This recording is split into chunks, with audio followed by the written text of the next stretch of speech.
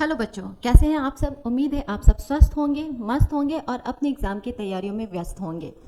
मैं मणि प्रियंका आपका दिल से स्वागत करती हूँ हमारे चैनल फिजिक्स विद्या पे, जिसका उद्देश्य ही है पढ़ाई को आसान बनाना और मज़ेदार बनाना। हमारी अनुभवी शिक्षकों की टीम काफ़ी मेहनत और कोशिश कर रही है कि आपके बोर्ड एग्जाम्स के 100% क्वेश्चंस हमारे द्वारा जो पढ़ाया गया है उसमें से ही आए। तो आइए देखते हैं हमारा आज का पहला क्वेश्चन। जय प्रक्रम। पहला क्वेश्चन है, रक्त का लाल रंग किस प्रोटीन की उपस्थिति के कारण होता है। पहला ऑप्शन है हेपरीन, हीमोग्लोबिन, थ्रोम्बिन, फाइब्रिनोजेन। तो हेपरीन जो है वो एक एंटीकोगुलेंट है जो रक्त को जमने नहीं देता है। हीमोग्लोबिन जो है इसके कारण, हीमोग्लोबिन एक आयरन युक्त प्रोटीन है जिसके कारण ब्लड का कलर जो है वो रेड होता है। तो हमारा आंसर है हीमोग्लोबिन। सही आंसर जो है वो है ऑप्शन बी, हीमोग्लोबिन। दूसरा क्वेश्चन है, मैग्नीशियम पाया जाता है, मैग्नीशियम धातु जो है वो कहाँ पाया जाता है। हमारे ऑप्शन हैं क्लोरोफिल, लाल रक्त कण, वर्णी लवक, श्वेत रक्त कण में। तो मैग्नीशियम जो है वो क्लोरोफिल के केंद्र में होता है जो सूर्य से प्रकाश अवशोषित करता है। तो हमारा ऑप्शन ए क्लोरोफिल जो है वो सही ऑप्शन है। मैग्नीशियम क्लोरोफिल में पाया जाता है। तीसरा क्वेश्चन है, मानव हृदय में कितने कोष्ठ होते हैं। मानव का जो हृदय है वो कितने चैम्बर्स का बना होता है। ऑप्शन है 2, 3, 4, 8। तो दो जो है ये मिलते हैं, दो चैम्बर वाले जो होते हैं ये होता है मछली में। 3 वाले एम्फीबियंस जैसे मेढक हो गए, उनमें 3 चैम्बर्ड हर्ट होता है। 4 चैम्बर हर्ट जो है वो मनुष्यों में और पक्षियों में पाया जाता है। 8 की तो कोई संभावना ही नहीं है। तो हमारा आंसर जो है वो है मानव हृदय में 4 कोष्ठ होते हैं, 4 चैम्बर्ड हर्ट होता है मानव में। हमारा दूसरा क्वेश्चन है, पादप में जाइलम किसके लिए उत्तरदायी होता है। ऑप्शंस है जल का वहन, भोजन का वहन, अमीनो अम्ल का वहन, ऑक्सीजन का वहन। तो जाइलम जो है वो वैस्कुलर टिश्यूज होते हैं। वैस्कुलर टिश्यूज 2 तरह के होते हैं। वैस्कुलर टिश्यूज जो होते हैं वो 2 तरह के होते हैं। पहला होता है जाइलम और दूसरा होता है फ्लोएम। तो जाइलम जो है वो जल का परिवहन करता है और फ्लोएम जो है वो भोजन का परिवहन करता है। जल और फ्लोएम जो है वो फूड का परिवहन करता है। तो आप जैसे देख रहे हैं यहाँ जाइलम, ज से स्टार्ट है, जाइलम, जल। तो ऐसे आप याद रख सकते हैं कि जाइलम जो है वो जल का परिवहन करता है, फ्लोएम फॉर फूड। तो आप ये फ्लोएम को फूड से याद रख सकते हैं कि फ्लोएम फूड का ट्रांसपोर्टेशन करता है और जाइलम जल का। तो हमारा आंसर है जल का वहन। जाइलम जो है वो जल का वहन करता है। Answer A, option A. मछली का श्वसनांग क्या है। ऑप्शन हैं ट्रैकिया, गिल्स, त्वचा, फेफड़ा। तो ट्रैकिया जो है वो कीड़े मकोड़ों का श्वसनांग होता है। और त्वचा से कुछ एम्फीबियंस जैसे मेढक हो गए जो जल में भी रह सकते हैं और स्थल पे भी रह सकते हैं, तो वो त्वचा से श्वसन कर सकते हैं। फेफड़ा हम मनुष्यों में होता है। तो बच गया गिल्स। तो गिल्स जो है, गिल्स ऐसे श्वसनांग है जिनसे मछलियाँ श्वसन करती हैं और गिल्स के द्वारा वो पानी में घुलित ऑक्सीजन को अवशोषित करके अपना श्वसन करती हैं। तो हमारा आंसर हो गया बी, गिल्स। मनुष्य के शरीर की सबसे बड़ी ग्रंथि कौन सी है। ऑप्शंस है अग्नाशय, अंडाशय, एड्रिनल और यकृत। तो हमारा आंसर है मनुष्य के शरीर की सबसे बड़ी ग्रंथि जो होती है वो होती है यकृत, लिवर शरीर की सबसे बड़ी ग्रंथि होती है। इसका वजन, एक वयस्क में इसका वजन 1 से 1.5 किलोग्राम तक हो सकता है। तो हम शरीर की सबसे बड़ी ग्रंथि जो है वो है लिवर, यकृत। दूसरा क्वेश्चन है, ग्लूकोज का रासायनिक सूत्र क्या है। ग्लूकोज का रासायनिक सूत्र, यहाँ 4 सूत्र दिए गए हैं। C2H5OH, second option B C6H6O6, C C6H12O6 और डी ऑप्शन है C6H6। तो आपको याद रखना है ग्लूकोज का जो रासायनिक सूत्र होता है वो होता है C6H12O6। कार्बन के 6 मॉलिक्यूल्स, हाइड्रोजन के 12 मॉलिक्यूल्स और ऑक्सीजन के 6 मॉलिक्यूल्स। तो इसमें कार्बन के 6 मॉलिक्यूल्स हैं, ऑक्सीजन के भी 6 मॉलिक्यूल्स हैं और हाइड्रोजन के 12 मॉलिक्यूल्स हैं। ये आपको याद रखना है। हमारा ऑप्शन सी C6H12O6 ग्लूकोज का रासायनिक सूत्र है। नेक्स्ट क्वेश्चन है, अमीबा अपना भोजन कैसे पकड़ता है? ऑप्शन है स्पर्शक द्वारा, जीभ द्वारा, कूटपाद, सूडोपोडिया द्वारा, मुंह द्वारा। तो अमीबा एक कोश के जीव है जिसका कोई आकार नहीं होता और उनमें ऐसी कोई विशेष संरचना नहीं होती है जिससे वो अपना भोजन पकड़ पाए। तो सूडोपोडिया का निर्माण करते हैं और उससे भोजन को पकड़ते हैं। Option C कूटपाद pseudopodia. स्वपोषी पोषण के लिए क्या आवश्यक है? स्वपोषी पोषण जो है वो जो जीव अपना पोषण स्वयं संश्लेषित करते हैं वो स्वपोषित होते हैं। तो एक सिर्फ पौधे ही हैं जो अपना भोजन खुद संश्लेषित करते हैं। तो पेड़ पौधे भोजन संश्लेषण के लिए प्रकाश संश्लेषण की क्रिया करते हैं, जिसमें क्या चाहिए होता है उन्हें चाहिए होता है क्लोरोफिल। तो ये क्लोरोफिल भी है, कार्बन डाइऑक्साइड भी चाहिए होता है, जल भी चाहिए होता है और सूर्य का प्रकाश भी चाहिए होता है। ये तीनों चीज़ें फोटोसिंथेसिस के लिए काफ़ी ज़रूरी है। तो हमारा आंसर हो जाएगा इनमें से सभी, डी ऑप्शन, इनमें से सभी। मानव आहार नाल का सबसे लंबा भाग कौन सा है? मानव आहार नाल का सबसे लंबा भाग ऑप्शन है आमाशय, छोटी आंत, ग्रास नली, बड़ी आंत। तो आमाशय जो है उसे आप सबसे चौड़ा भाग हम बोल सकते हैं, बट सबसे लंबा नहीं है। ग्रास नली एक छोटी नली होती है जिसके द्वारा मुख से भोजन लिया जाता है और आमाशय तक पहुंचता है। बड़ी आंत और छोटी आंत। छोटी आंत जो है इनका नाम छोटा है पर ये मानव आहार नाल का सबसे लंबा भाग होता है। आप याद रखेंगे, सबसे नाम तो छोटी है पर ये सबसे लंबा होता है। तो हमारा आंसर है बी, छोटी आंत मानव के आहार नाल का सबसे लंबा भाग है। नेक्स्ट क्वेश्चन है, रक्त क्या है?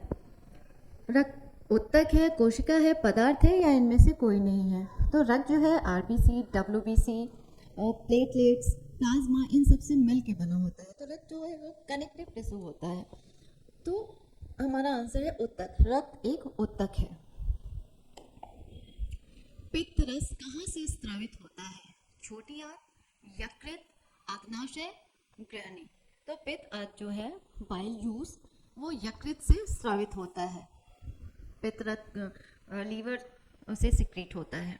तो आंसर बी, लिवर। स्टोमाटा के खुलने और बंद होने की क्रिया कौन नियंत्रित करता है? ऑप्शंस द्वार कोशिकाएं, सहचर कोशिकाएं, चालनी नलिकाएं, मूल रोम। तो स्टोमाटा जो है वो पत्तियों के एपिडर्मिस पे स्पेशल सेल्स होते हैं जिनमें छिद्र होते हैं और वो छिद्र खुलते हैं, बंद होते हैं। तो जैसे किसी डोर को कोई अगर दरवाज़ा है उसको खोलने के लिए गार्ड्स होते हैं कि वो कब गार्ड्स को पता होता है कब उसे खोलना है, कब उसे बंद करना है। वैसे ही हमारे स्टोमाटा के पास भी गार्ड सेल्स होते हैं जो कि उन्हें बंद करते हैं और उन्हें खोलते हैं। तो आंसर है द्वार कोशिकाएं, गार्ड सेल्स, जो खोलने और बंद करने का काम करती हैं। वृक्क की रचनात्मक और कार्यात्मक इकाई को क्या कहते हैं? जो किडनी है उसकी रचनात्मक और कार्यात्मक इकाई क्या है? ऑप्शंस हैं न्यूरॉन, नेफ्रॉन, ग्लोमेरुलस, निलय। तो न्यूरॉन जो है वो हमारे तंत्र की इकाई होती है, कार्यात्मक और रचनात्मक इकाई होती है।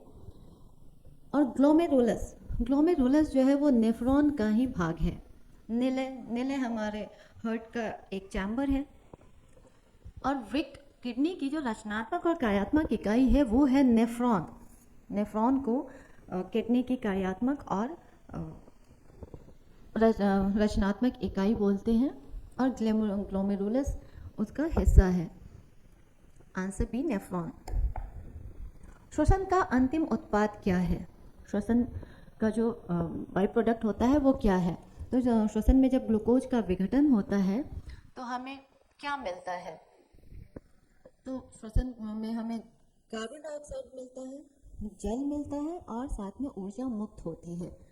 तो हमारा ऑप्शन होगा डी, श्वसन का अंतिम उत्पाद जो है वो है कार्बन डाइऑक्साइड, जल और ऊर्जा, इन ये तीनों। किण्वन की क्रिया किस में होती है? हाइड्रा में, अमीबा में, यीस्ट में, इनमें से कोई नहीं। किण्वन जो है वो अवायवीय श्वसन का एक भाग हिस्सा है, जब जो कि ऑक्सीजन की अनुपस्थिति में होता है। तो हाइड्रा जल में रहते हैं, तो हाइड्रा जल में घुलित ऑक्सीजन के द्वारा अपना श्वसन करते हैं। तो ये सामान्य श्वसन हुआ जो कि ऑक्सीजन की उपस्थिति में हो रहा है। और किण्वन जो है वो ऑक्सीजन की अनुपस्थिति में होता है। अमीबा भी सामान्य तरीके से श्वसन करता है, वो भी श्वसन में ऑक्सीजन लेता है, इसलिए अमीबा भी नहीं। यीस्ट जो है उनमें किण्वन की क्रिया होती है जो कि ऑक्सीजन की अनुपस्थिति में होती है। ग्लाइकोलिसिस की प्रक्रिया कहाँ संपन्न होती है? तो ग्लाइकोलिसिस की क्रिया जो है वो कहाँ संपन्न होती है? माइटोकॉन्ड्रिया, कोशिका द्रव्य, गोल्जी कॉम्प्लेक्स और क्लोरोप्लास्ट। तो ग्लाइकोलिसिस की जो क्रिया है वो साइटोप्लाज्म में होती है। जब सेल्स में ग्लूकोज आ जाते हैं तो पहले वो सेल्स में शरीर जब ग्लूकोज बनाती है भोजन के पचने के बाद, तो ग्लूकोज हर एक सेल्स में जाकर इकट्ठा होते हैं।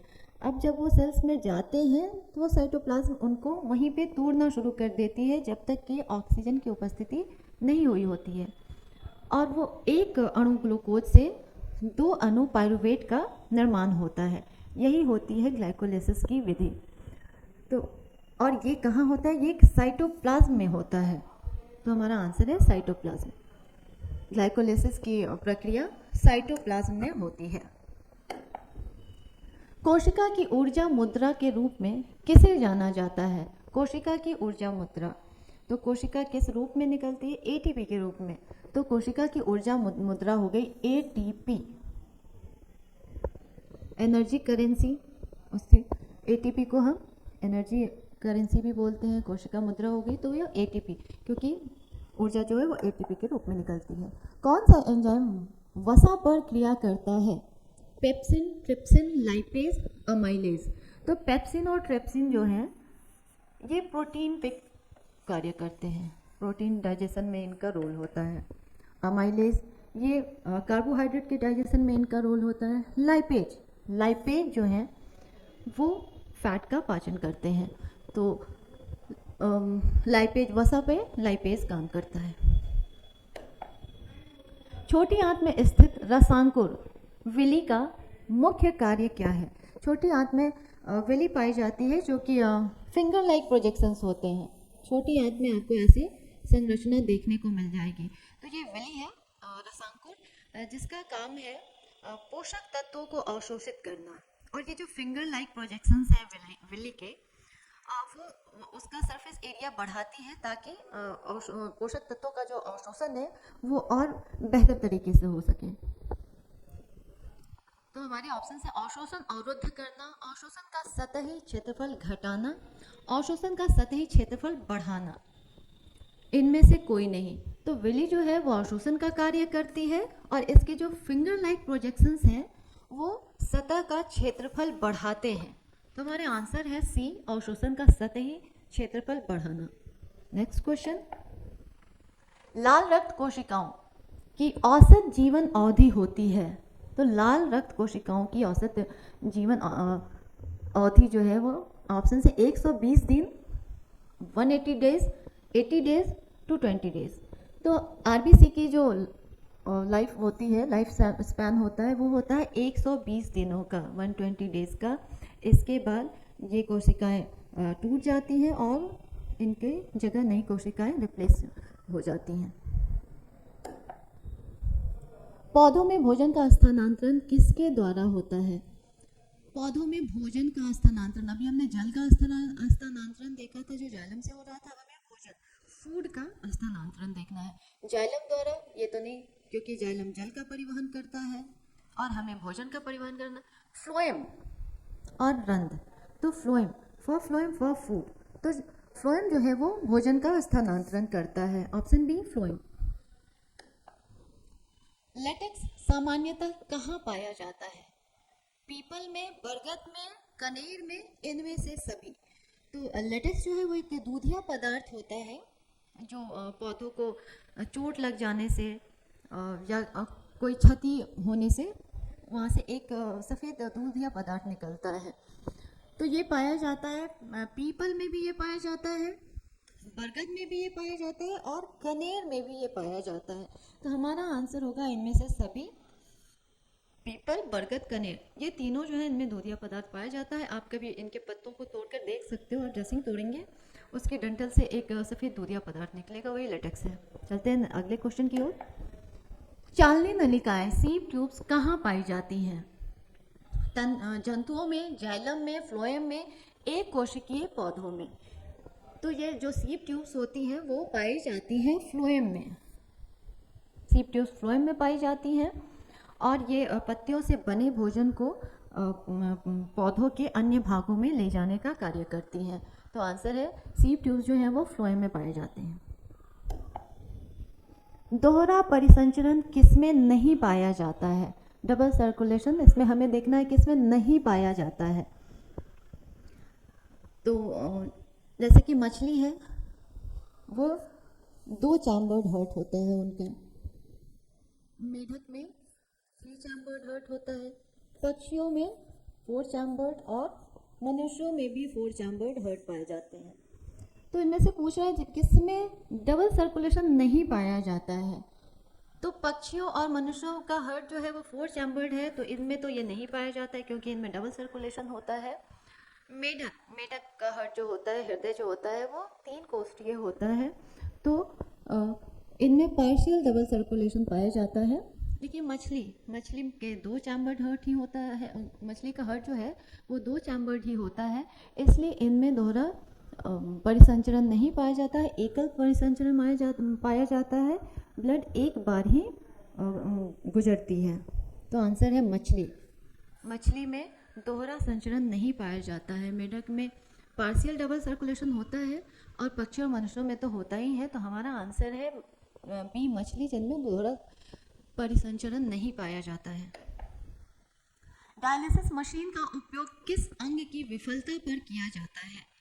आंसर है ऑप्शंस है हृदय, फेफड़ा, वृक्क, यकृत। तो डायलिसिस मशीन जो है वो एक लाइफ सेविंग मशीन है, लाइफ सेविंग डिवाइस है जो कि किडनी के फेलियर पे उपयोग में लाया जाता है। किडनी जब काम नहीं कर रही होती है तो डायलिसिस मशीन का यूज किया जाता है और उससे ब्लड को प्योरीफाई किया जाता है। तो हमारा आंसर है सी किडनी। तो डायलिसिस मशीन जो है वो किडनी की विफलता पे उपयोग में लाया जाता है। अगला क्वेश्चन है स्टार्च की उपस्थिति की जांच के लिए किस विलयन का उपयोग होता है? स्टार्च की उपस्थिति के लिए ऑप्शंस हैं आयोडीन, सैफरनिन, इयोसिन, मिथाइल ब्लू। तो ये तीनों जो है वो डाइज हैं। जैसे सैफरनिन है, ये एक स्वीटनर है,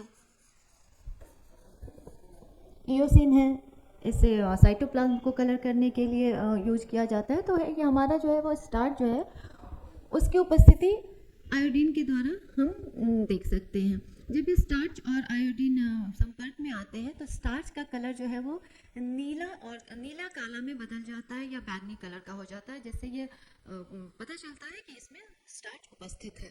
तो आंसर है आयोडीन। स्टार्च की उपस्थिति आयोडीन से हम जान सकते हैं।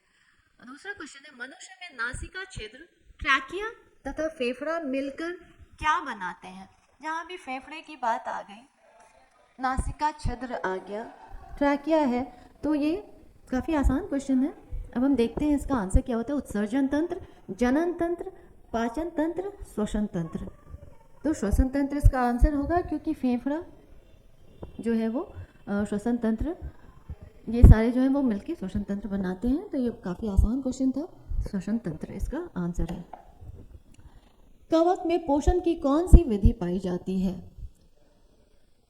कवक जो है स्वपोषी तो सिर्फ और सिर्फ पादप ही होते हैं, पेड़ पौधे।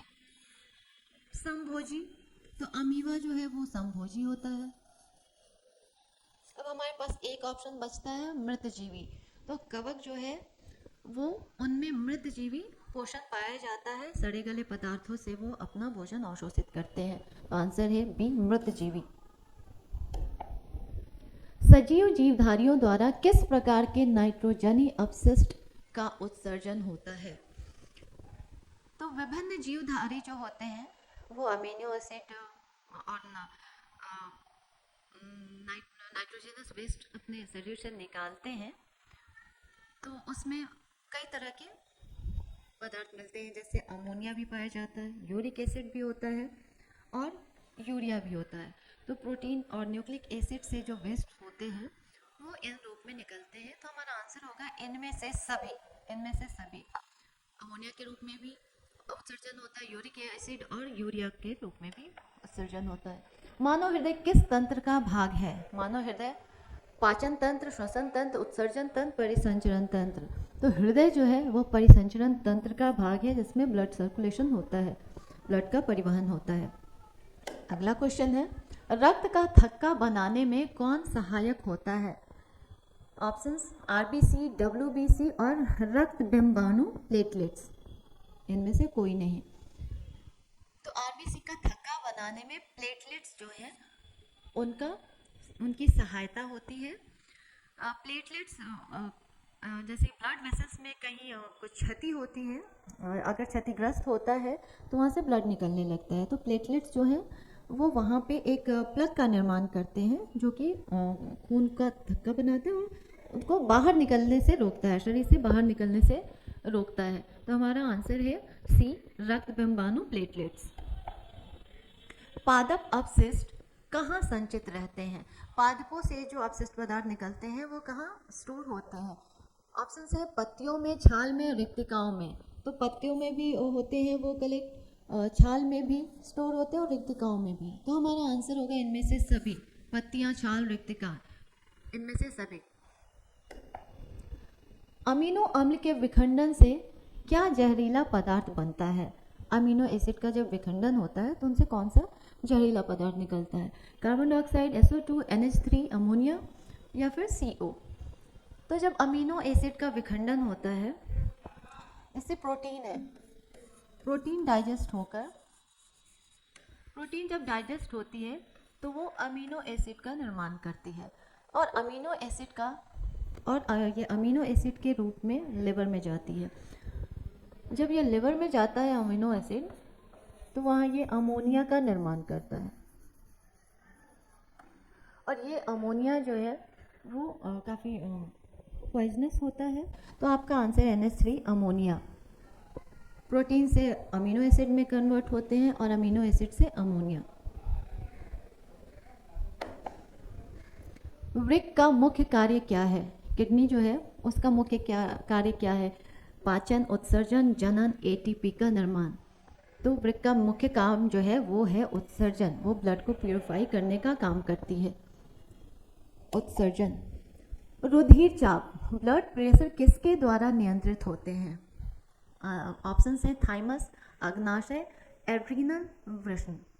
हमारा आंसर है ब्लड प्रेशर जो है वो एड्रीनल ग्लैंड जो है, जो कि किडनी के ऊपर लोकेटेड होता है और उसमें से एल्डोस्टेरोन नामक हार्मोन निकलता है जो कि ब्लड प्रेशर को रेगुलेट और कंट्रोल करता है।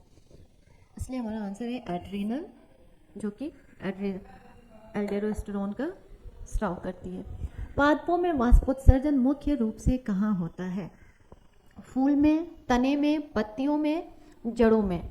तो पादपों में वाष्पोत्सर्जन मुख्य रूप से कहाँ होता है?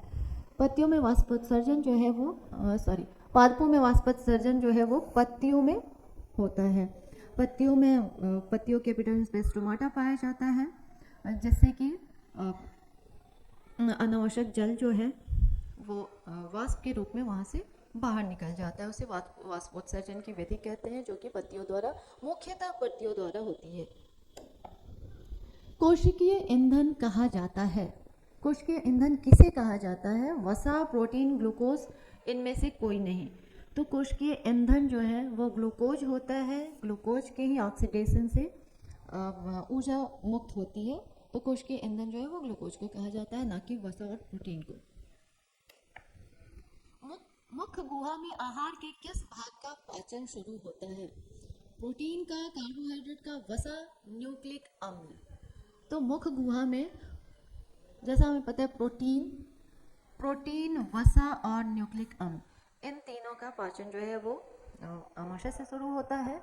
लेकिन कार्बोहाइड्रेट जो है उनका पाचन मुख्य गुहा के अंदर ही होता है। मुख में लार ग्रंथियां होती हैं, जिससे लार सिक्रीट होता है, उसमें अमाइलेज एंजाइम होता है जो कि कार्बोहाइड्रेट को वहीं पे तोड़ना शुरू कर देता है। तो मुख्य गुहा के आहार के मुख्य गुहा में कार्बोहाइड्रेट का पाचन शुरू होता है। मुख्य गुहा का पिछला भाग क्या कहलाता है? मुख्य गुहा का जो पीछे का भाग है उसे हम बोलते हैं ग्रसनी, फेरिंग्स। तो मुख्य गुहा का पीछे का भाग जो होता है वो फेरिंग्स होता है। ग्लूकोज के पूर्ण ऑक्सीकरण से क्या मुक्त होता है? ग्लूकोज के पूर्ण केवल CO2, ऊर्जा, H2O। तो जब श्वसन की क्रिया होती है तो उसमें कार्बन डाइऑक्साइड भी रिलीज होता है, वाटर भी रिलीज होता है और ऊर्जा भी मुक्त होती है। तो हमारा ऑप्शन हो जाएगा डी, ये सभी। जो करेक्ट आंसर है वो होगा ये सभी, कार्बन डाइऑक्साइड, जल और ऊर्जा। रक्त में ऑक्सीजन का वाहक कौन है? वसा, हार्मोन, हीमोग्लोबिन, कार्बोहाइड्रेट। रक्त में ऑक्सीजन ऑक्सीजन को जो लेकर जाता है वो होता है हीमोग्लोबिन। तो हीमोग्लोबिन ऑक्सीजन का वाहक होता है। यूरिया रक्त में कहाँ से प्रवेश करती है? वृक्क से, फेफड़ा से, यकृत से, हृदय से। तो रक्त में यूरिया जो है वो लिवर से ही प्रवेश करती है। जैसे प्रोटीन का पाचन होता है तो वो अमीनो एसिड में बदल जाते हैं। अमीनो एसिड जब लिवर में जाता है तो अमोनिया का निर्माण होता है, जो कि एक टॉक्सिक पदार्थ है। अब इस अमोनिया से लिवर में इसका डीएमिनेशन किया जाता है, अमाइन ग्रुप को अलग कर दिया जाता है। जब अमोनिया से अमाइन ग्रुप को अलग कर दिया जाता है तो वहाँ ये यूरिया में बदल जाते हैं और ये यूरिया डायरेक्टली ब्लड में आ जाते हैं लिवर से। तो रक्त में प्रवेश कहाँ से करते हैं? लिवर से करते हैं। यूरिया डायरेक्टली ब्लड में प्रवेश कर जाते हैं। ग्लूकोज का पुनरावशोषण मुख्य रूप से कहाँ होता है?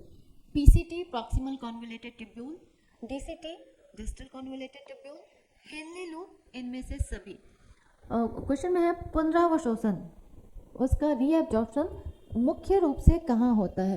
तो मुख्य रूप से अवशोषण जो है वो प्रॉक्सिमल कॉन्वोल्यूटेड ट्यूब्यूल्स में होता है। तो हमारा आंसर है PCT। पेप्टिक अल्सर का संभावित कारण क्या है? पेप्टिक अल्सर, उसका कारण क्या होता है? कम भोजन करना, सामान्य भोजन करना, लंबे समय तक भूखे रहना। तो जब हम लंबे समय तक भूखे रहते हैं तो हमारे पेट में एसिड बनता है और उस एसिड से जो आमाशय की दीवार है उस पर छाले बन जाते हैं और वो छाले आगे चल के अल्सर का रूप ले लेते हैं। तो अगर हम लंबे समय के लिए भूखे हैं तो हमें तो हो सकता है कि पेप्टिक अल्सर की शिकायत हो सकती है। तो आंसर है लंबे समय तक भूखा रहना।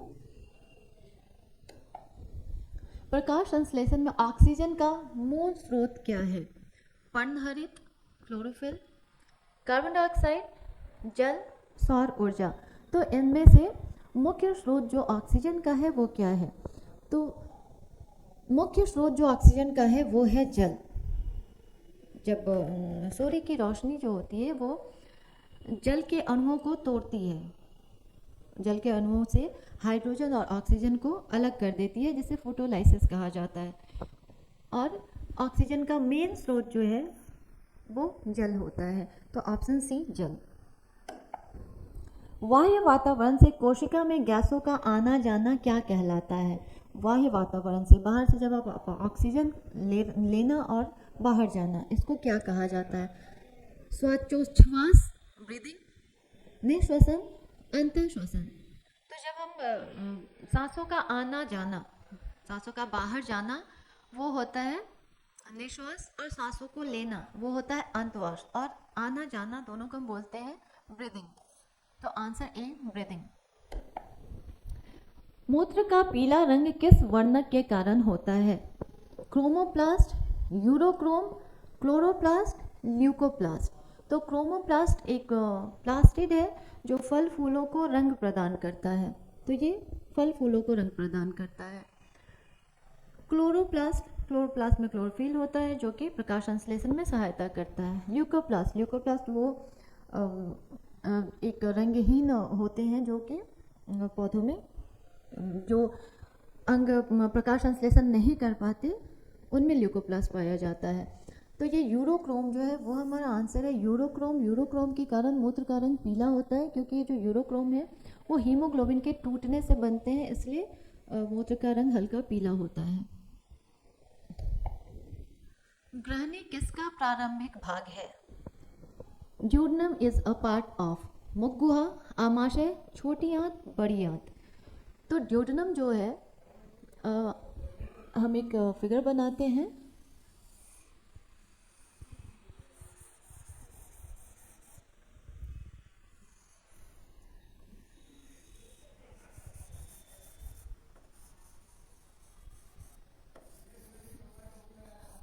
इसमें हम आपको दिखाएंगे कि ड्यूडनम जो है वो किसका भाग है। अभी आप जो ये सी स्ट्रक्चर देख रहे हैं,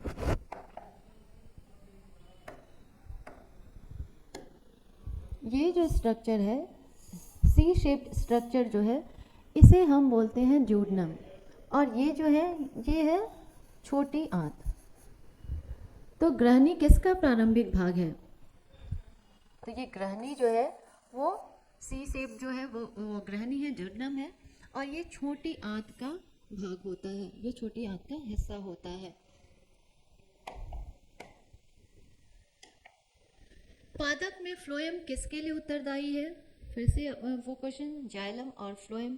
जो जाइलम जल के लिए के परिवहन के लिए उत्तरदायी होती है, फ्लोएम फूड के लिए, भोजन के लिए उत्तरदायी होती है। तो ये काफ़ी आसान क्वेश्चन है। पादप में फ्लोएम जो है वो जल संवहन, भोजन संवहन, अमीनो अम्ल संवहन, ऑक्सीजन संवहन। तो ये जो फ्लोएम है वो भोजन संवहन करती है। आंसर इज बी, भोजन संवहन। किस प्रकार के श्वसन से अधिक ऊर्जा मुक्त होती है? अवायवीय श्वसन या वायवीय श्वसन? किससे होती है? तो जहाँ ऑक्सीजन की उपस्थिति होती है वहाँ ग्लूकोज जो है उसका पूर्ण विघटन होता है, और हमें फलस्वरूप हमें ज़्यादा मात्रा में एटीपी मिलती है। तो वायवीय श्वसन, वायवीय श्वसन में अधिक ऊर्जा मुक्त होती है। सजीवों में जीवन बनाए रखने के लिए अनिवार्य प्रक्रम है। सजीव जो हैं उनमें इनमें से कौन सा प्रक्रम है जो उनके जीवन बनाए रखने के लिए आवश्यक है, अनिवार्य है? श्वसन, पोषण, जनन, इनमें से सभी। अब पोषण है, बिना पोषण के तो कोई जी नहीं सकता, पोषण सबके लिए ज़रूरी है, नहीं तो ऊर्जा मिलेगी कहाँ हमें? तो पोषण होना ही चाहिए। पोषण जब है तो हमने पोषक तत्व तो ले लिए, पर अब उनसे ऊर्जा निकालना वो कौन से प्रक्रम करेगा? वो करेगा श्वसन। तो ये भी आवश्यक है। और जनन, जनन जो है वो अपनी प्रजाति को बनाए रखने के लिए आवश्यक होता है। तो जनन, तो इन तीनों, ये तीनों ही एक सजीव के जीवन बनाए रखने के लिए आवश्यक है। आंसर इनमें से सभी। एटीपी का पूर्ण विस्तारित रूप है, एटीपी का फुल फॉर्म जो होता है वो होता है adenosine triphosphate, ATP, adenosine triphosphate. ATP का फुल फॉर्म है एडिनोसिन ट्राइफॉस्फेट। रंध्र मुख्य रूप से कहाँ पाए जाते हैं? रंध्र, स्टोमेटा जो है वो मुख्य रूप से कहाँ पाया जाता है? स्टोमेटा जड़ों में, तनों में, पत्तियों में। तो स्टोमेटा मुख्य रूप से पत्तियों में पाया जाता है। रक्तचाप मापने वाले यंत्र को क्या कहते हैं? बैरोमीटर, एनेमोमीटर, स्फिग्मोमैनोमीटर, इनमें से कोई नहीं। रक्त ब्लड प्रेशर को जो मापने वाली मशीन होती है उसे बोलते हैं स्फिग्मोमैनोमीटर। Option C sphygmomanometer. अवायवीय श्वसन कोशिकाओं के किस भाग में होता है? अवायवीय श्वसन जो होता है वो साइटोप्लाज्म में ही होता है। तो हमारा आंसर है साइटोप्लाज्म कोशिका द्रव्य, क्योंकि माइटोकॉन्ड्रिया में वायवीय श्वसन होता है। मनुष्य में श्वसन वर्णक कौन सा है? क्लोरोफिल, हीमोग्लोबिन, कैरोटीन, इनमें से कोई नहीं।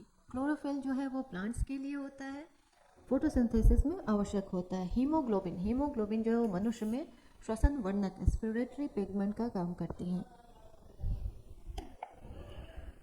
दांत की सबसे ऊपरी और कठोर परत कौन सी है? ऑप्शन है डेंटाइन, इनामेल, अस्थि, क्राउन। तो दांत की सबसे ऊपरी और कठोर परत जो होती है वो होती है इनेमेल। डेंटाइन जो है वो इनेमेल के नीचे होती है, तो सबसे ऊपरी और कठोर परत जो है वो इनेमेल है। वसा का पाचन मुख्य रूप से किसके द्वारा होता है? Pepsin, trypsin, amylase, lipase. तो पेप्सिन और ट्रिप्सिन प्रोटीन के लिए हैं, अमाइलेज कार्बोहाइड्रेट का डाइजेशन करती है, और लाइपेज जो है वो फैट डाइजेशन के लिए होता है। चलते हैं, बढ़ते हैं अगले क्वेश्चन की तरफ। प्रकाश संश्लेषण की क्रिया किन जीवों में होती है? कवक, जंतुओं, हरे पेड़ पौधों, परिजीवियों। तो प्रकाश संश्लेषण फोटोसिंथेसिस की जो क्रिया है वो सिर्फ और सिर्फ हरे पेड़ पौधों में ही होती है। तो आंसर है हरे पौधों में।